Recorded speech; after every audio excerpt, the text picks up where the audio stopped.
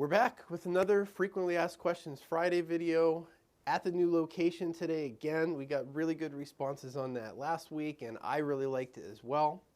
So this week, following in what we did last week, we're also going to be discussing the three biggest mistakes. This week, we're going to be focused on powers of attorney. So the first biggest mistake that we see with financial powers of attorney in particular is a failure to have one at all. So in following with the three biggest mistakes in estate planning video that you might have seen, the number one mistake there was not having a plan. The number one mistake with powers of attorney is not having them in the first place. Whether it's because you think that you don't need them because you're married, or because you're too young, or because you're afraid that your power to make decisions will be taken away if you sign that document, it's a mistake not to have one. Really, everyone who's over the age of 18 needs these documents. They're absolutely crucial. The second mistake that we see, we've also discussed in other videos, and this is a failure to go far enough in granting the agent power in the power of attorney, particularly here again, the financial power of attorney. We change more financial powers of attorney here at this office than we do any other document. And it's often because it does not grant the agent enough power to make decisions in a crisis situation.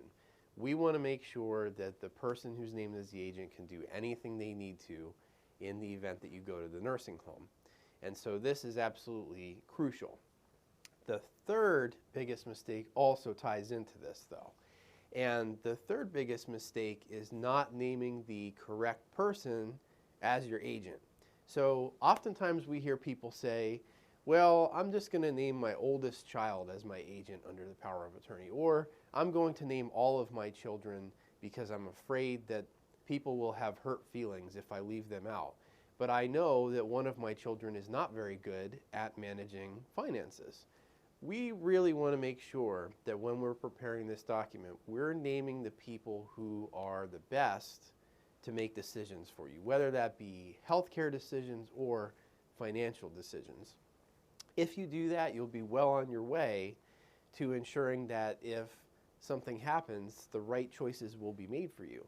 Couple that with allowing that person to do whatever is necessary in a crisis, and you'll be pretty well prepared for what may happen just by having a power of attorney. So it's an extremely powerful document, and really everyone needs these documents. Thanks for watching. If you have questions, we would love to hear from you. Please comment below, leave us a message on Facebook or LinkedIn, and we would love to answer your question. Thanks.